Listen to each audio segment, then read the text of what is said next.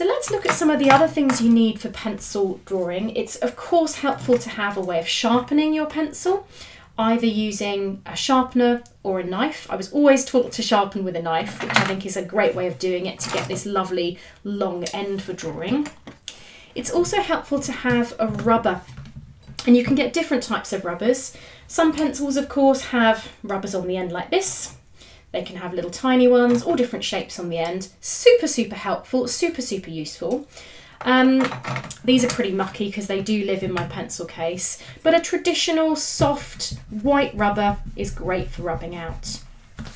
And what you'll find is it will be much easier to rub out a pencil that is hard compared to some pencil marks that are soft. There's more graphite there. These soft or bold pencils have a lot of graphite. The lead itself is really soft. So when you draw with a soft pencil, lots of graphite is getting onto the page. Whereas when you're drawing with a hard pencil, just a small amount of graphite is coming off. It's harder. So a traditional rubber is great. I also love a putty rubber. A putty rubber you can make into a fine point. And if you're doing a very careful, precise drawing and you just want to pick up the graphite, take it off the page rather than rubbing it, and that's the thing with a rubber, is that you rub it. Say you've got this beautiful, soft, smoky drawing with lots of graphite on, and you just want to take, a little tiny bit off. And what you don't want is to rub and then have all these bits that if you then go like this, you're then smudging your drawing. That's where a putty rubber comes in. You can just lift the graphite off the page and there's no little bits that come off with the rubber. So you can literally just place it down and lift off the graphite and it comes into the putty rubber. So after a while this gets pretty mucky. So having some form of rubber either on the pencil itself or one of these traditional white ones or a putty rubber are great. You can also get these little detailed rubbers, which is very similar to the end of these pencils here. This is a great one, and you just use it like a mechanical pencil, and then you've got this lovely fine detail. This one's actually nearly run out, so I'll use this one as the demo.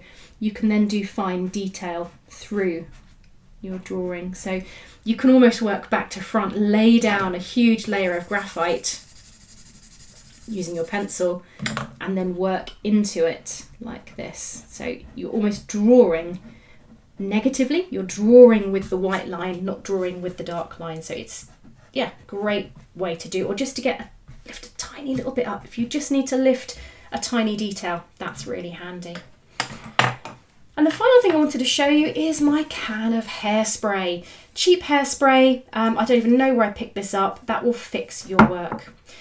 So once you've done a pencil drawing in a sketchbook, there's this graphite sat on the top, and this will happen if you run your hand across the page. It will smudge, especially if you've got this lovely soft work. So if you shut a sketchbook, you've got a drawing this side, a drawing this side, you shut your sketchbook, the graphite's going to transfer from one side to the other. And I've had that happen on a lot of sketchbooks in the past where the drawing has transferred from one side to the other, and it can be quite frustrating. So if you have a sketch that you've done, so let me find a recent pencil sketch. Here we go. This again, done with a 2B pencil, done on a boat. You just grab your hairspray and spray it over the top. And what that will do is it will fix the graphite down. You can of course get specialist fixative spray that you can buy from art supply stores, but I've always found hairspray to work really well. And that means that this graphite is stuck there and it sticks there. And then when you rub, it's not going to smudge.